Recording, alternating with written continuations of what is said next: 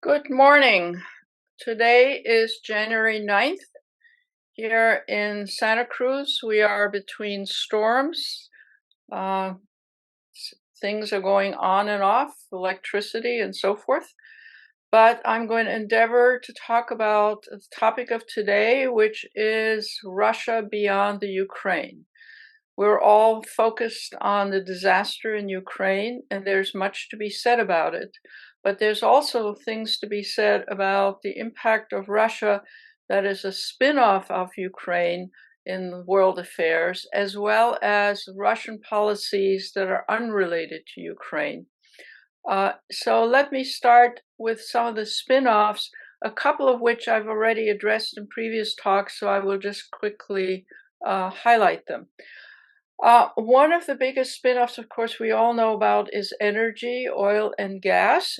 And while some time ago, the disaster befitting Europe during the winter and so forth was what we talked about, at this point, we've moved into a new realm. And the new realm is essentially not just that Europe is having a milder winter than anticipated, but that Europe is disaggregating itself from Russian energy sources. And that will probably be long term. That was not clear a year ago, but it is getting increasingly clear now.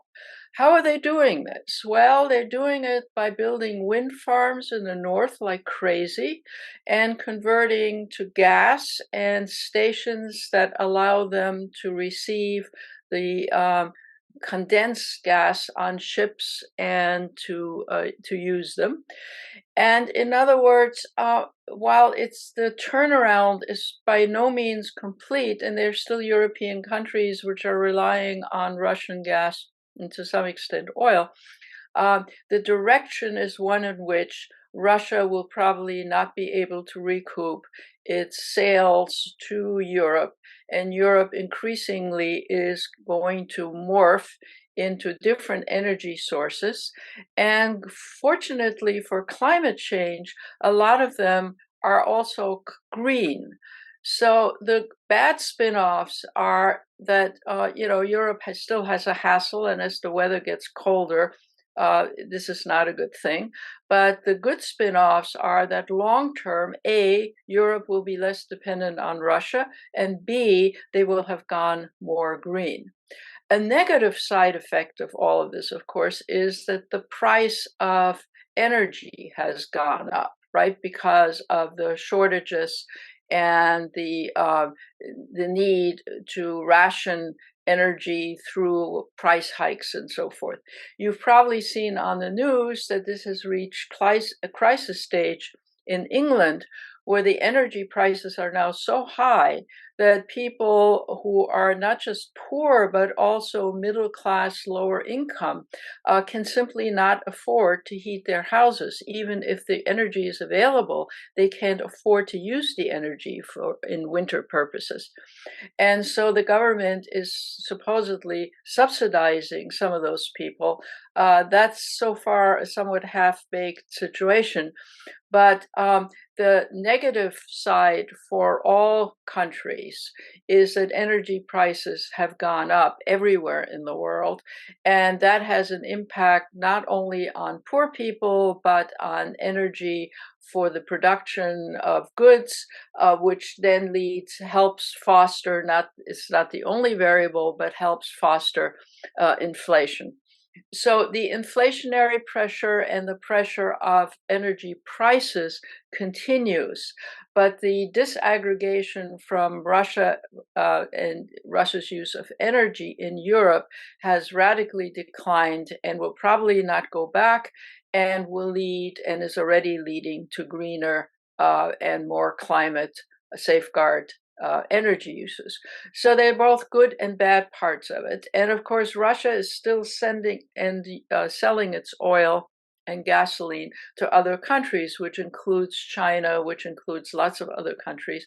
So some countries are absorbing the oil and the gas from Russia that is not now, or at least in reduced fashion, purchased by Europe. So the Russian economy has not as yet seriously suffered. That's the flip side. but it certainly has introduced changes. The second thing we have talked about is the fact that Ukraine and to some extent Russia were the grain basket of the world. And first, no ships were allowed to leave. Now that some of them are leaving, but there is a global shortage of food now, both because of climate change that Russia has nothing to do with per se, but combine climate change and the fact that there is a shortage of grains coming from where the grains used to be coming from, number one, and there even is a fertilizer shortage because both Russia and Ukraine also supplied a large portion of the world with fertilizer. So in terms of food, there's a perfect storm. There isn't enough of it worldwide, number one, and number two, the prices are so high that many people can't afford it. So you having in many countries in the world, highlighted of course by African countries, you're having starvation and you're having malnourishment in very serious forms. And that is a spin-off of this whole mess with Russia in Ukraine. In addition, of course, to there being a shortage of local production, again, let me emphasize, it's both climate change, that the soil will no longer, allow things to be grown, and or there's not enough rain. But it's also a question of not getting the imports that you were used to, for example, fertilizer. And in terms of some of the countries, for example, I've mentioned this before, Egypt imported 70% of its grain production, grain consumption. And so now Egypt is, of course, still trying very hard to get the grain it needs from various places, but at a very high price, right? So the interdependence of not only what climate change is doing to the world, but the interdependence of the food supply has been radically impacted by the Russian-Ukrainian situation. The world food suppliers, both UN agencies and non-governmental organizations, are trying very hard to supply the food to countries that are bereft of adequate nourishment for their population, but it's beyond them. And it's very serious in the Horn of Africa. It's very serious in some other African countries. It's increasingly serious even in some Southeast Asian countries. So none of this is particularly funny, and all of it indirectly, at least part of it that's not climate related per se, is related to the conflict and to Russian policy. So that's something to bear in mind. And, this is the first time in a long time that a substantial portion of populations of countries are suffering from malnourishment. And malnourishment, especially of children, is a long-term, not just a short-term issue. I mean, some of them die. Many of them are mentally crippled for life, so that you will have substantial adult populations down the road in some countries simply because children were malnourished and it had an impact on their intellectual development. So we're having both short-term, medium, and long-term problems that are relating to this. So then there is another aspect of it, and that is new alliances and new trade agreements. So the Russians are continuing to supply, for example, energy sources, oil, gasoline, and so forth, as well as arms to a country like India, which is, as we know, about to become the most populous country in the world. And some other countries are interdependent with Russia for arms, some technology, and for energy supplies. Those countries have now developed something that I mentioned before, of a kind of a third bloc. You can see that in United Nations votes and in other fora, that while, for example, Modi, the Prime Minister of India, makes noises about his friendliness to the West and the United States and various groupings in Southeast Asia, which are trying to consolidate and gain some leverage over China and Chinese trade and other expansions, will nevertheless say we are opposed to countries invading other sovereignty, but then go into neutral and say we don't want to take sides between Europe and the United States and Russia. So you're beginning to have a sense of, or a range of middle range countries, which are in alliance not so much with each other, but are consistently saying, we're not taking sides in this. We're not condemning Russia. We're condemning invasion of sovereign territory. But other than that, we're not condemning Russia. And that raises a problem both for the United States and Western countries, that countries they thought would be aligned with them.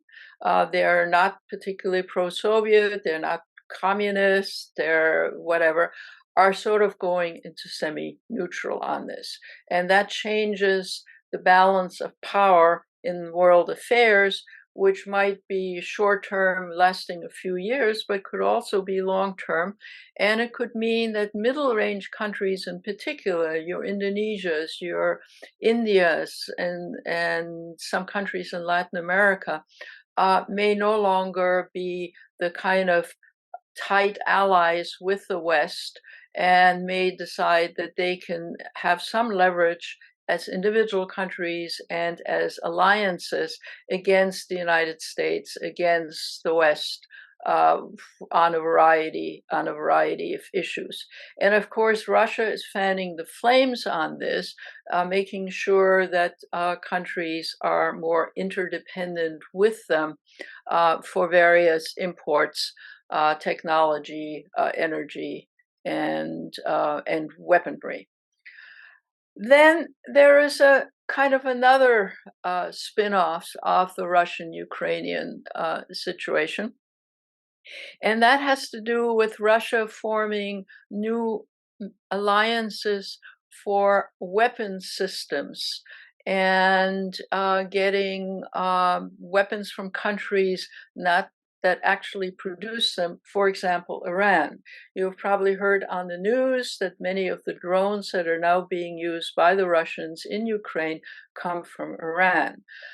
Iran is an odd bedfellow in some ways for Russia to be aligned with and cooperating. But here you can see how old alliances and old prejudices are somewhat crumbling.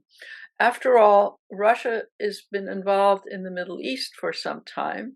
To put it mildly, it is deeply involved in Syria, right? The US opted not to get involved in the conflict in Syria, and Russia came in. And now the Syrian government is beholden to Russia, and Russia has its foothold in Syria. And now it's also making an alliance with Iran, and to some extent for weapons systems and other things with Turkey, which after all is a member of NATO. So this is getting very complicated in the Middle East, because one of the schisms in the Middle East, as you know, is between the religious groupings of the Sunnis and the Shiites. Well, Iran is a Shiite country, right?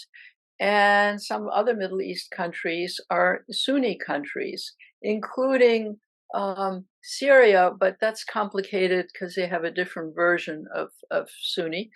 But so is Turkey involved in Syria because of its interests, right, and its concerns. So you have, in a funny kind of way, you have alliances which, or at least relationships which were Sunni Shiite, now sort of getting mixed up in a way, in the sense that Russia is playing with them all. and the Turkish interest in Syria are the Kurds, right? And the Kurds certainly are not Shiite Muslims. And the Russian interest is to uphold the government of Assad in Syria. And at the same time, Russia is playing with getting arms and other relationships with Iran on the one hand, which has hostile relationships with the West and the United States, and on the other hand with Turkey, which is enmeshed with the West, but where the Turkish government is in some senses also playing footsie with the Russians. So you have, without going and belaboring this complexity, a very increasing complexity in the Middle East.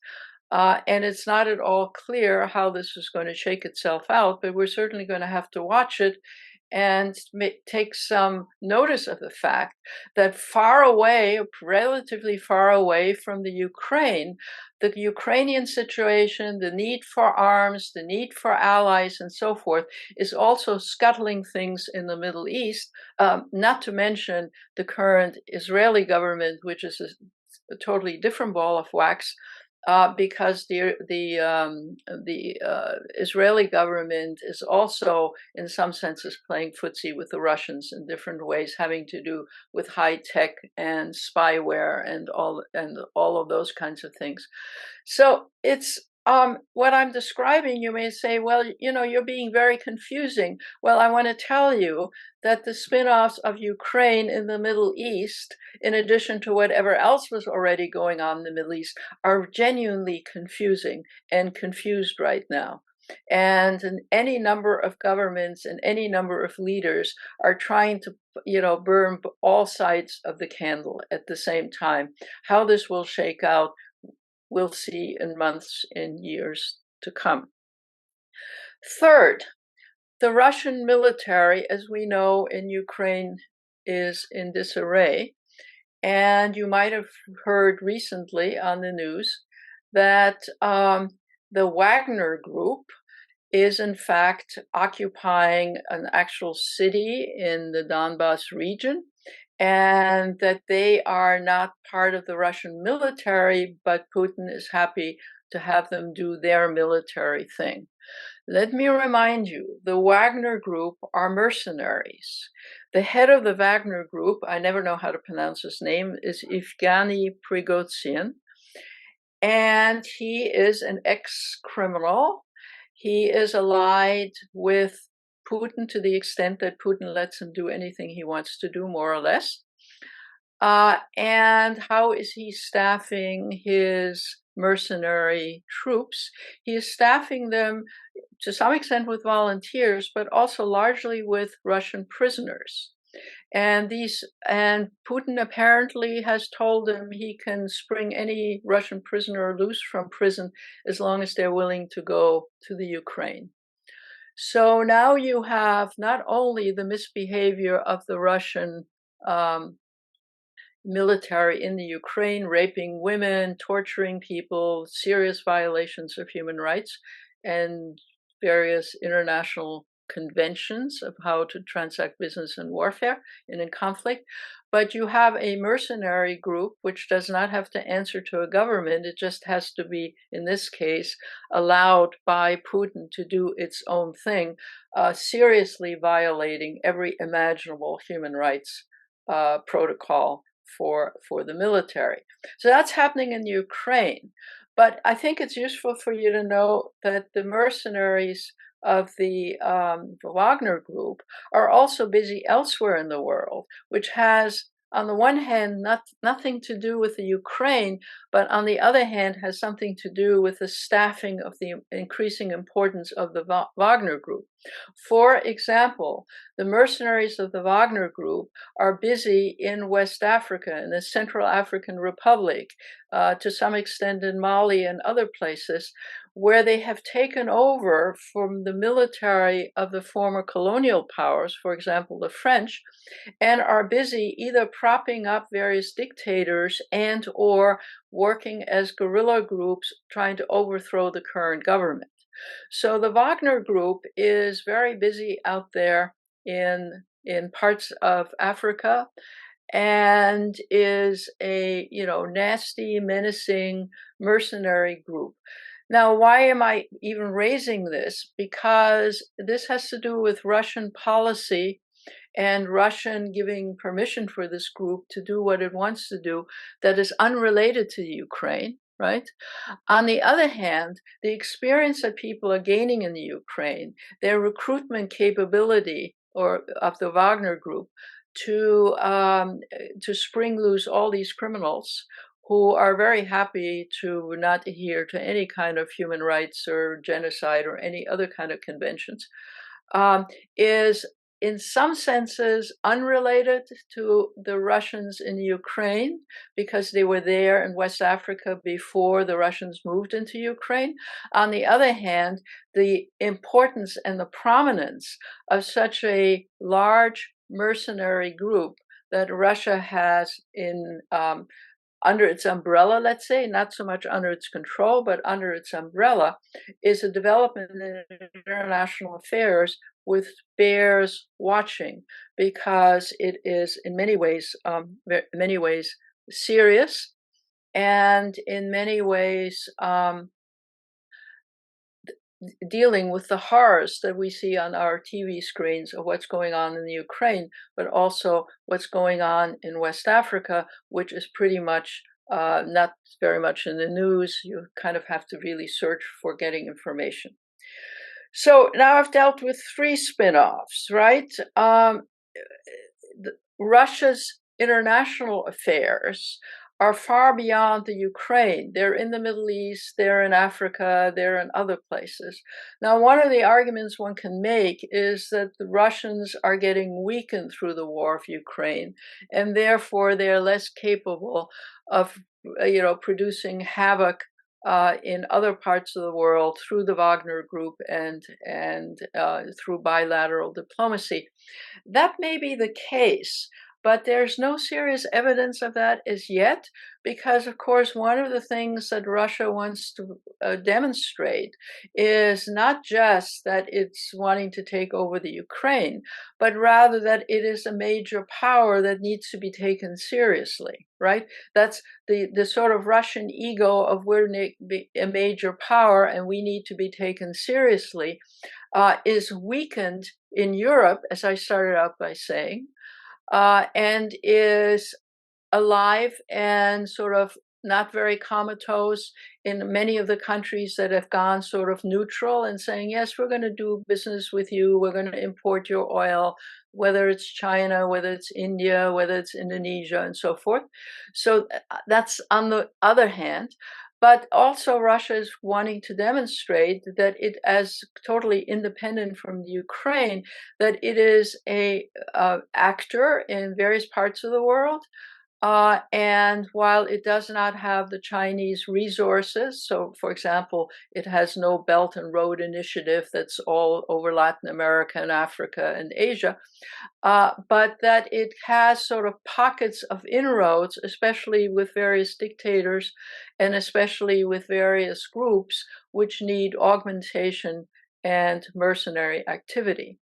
Now, for those people who are sort of largely, let's say, pro-Russian and say, poor Russia, after all, was done in at the end of the Cold War and was not given the recognition that it wanted and is now trying to achieve.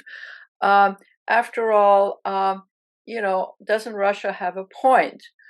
Yes, of course, in some ways it has a point, but Russia has had a kind of underdog attitude for decades, if not a couple of centuries, that it wasn't recognized for its culture, its people, its language, and so forth. And has a kind of an inferiority complex of various kinds. The problem, of course, is that when Russia takes actions, for example, in Chechnya, in Georgia, and so forth, what it does is alienate a lot of the populations, which is one of the reasons why some folks from those populations are willing to join the military activities on the Ukrainian side, on the one hand, and on the other hand, are very hospitable to Russians who want to escape Russian. As you know, thousands of especially technically skilled people have left Russia and gone over the border to various former stands, the various stands, to just the hell get out of there. So Russia is caught in a vice. It is on the one hand being weakened as we speak, and the more weakened the country is, the less reliable it is, the less willing it's going to play ball. And I suppose, or I imagine, that in Putin's mind, he's going to win in the Ukraine, and then they will be back, and life will continue or resume. But as I started saying at the opening, that's unlikely to happen because, in a sense, Europe has learned its lesson, that it needs to be more independent. And that, to make a final point, is a worldwide phenomenon, right? We're living in this interdependent world, and in many ways it will continue to be interdependent. On the other hand, whether it's the United States or whether it's Europe as a collectivity or individual European countries and some others, everyone is also trying to say we need some autonomous control of what? Medical, vaccinations, energy, all kinds of things. We can't be so dependent, especially on authoritarian governments, that if they start doing things or misbehaving internationally in one way or another, we can just separate ourselves. So one of the main global takeaway from the Ukrainian situation, not just the Ukrainian situation, also the Chinese government's pronouncements in recent times, is that on the one hand, we want to stay interdependent because interdependence also gives you some leverage. On the other hand, you can tell in terms of the Russian situation in the Ukraine that interdependence sometimes leads to negative consequences for your country, whether it's energies, whether it's chips, whether it's other things. And therefore, some autonomy, at least for an emergency period of time, is necessary for viable countries. So if they have to disaggregate from another country, they're not left in total disarray. So on the one hand, it's a move away. The Ukrainian situation has produced a situation where people want to move away from lockstep interdependence and more autonomy. On the other hand, the world is so interconnected, and the Ukrainian situation shows how interconnected the world is, that it is neither reasonable nor even desirable to say we're going to go back to 19th century or early 20th century countries that have hard shells around them. They do a little trading, but basically most of their economies are domestic. What all of this says essentially is that while we're fixated on the Ukraine spin-offs, directly and indirectly, have been quite serious, and all the chickens have not as yet come home to roost.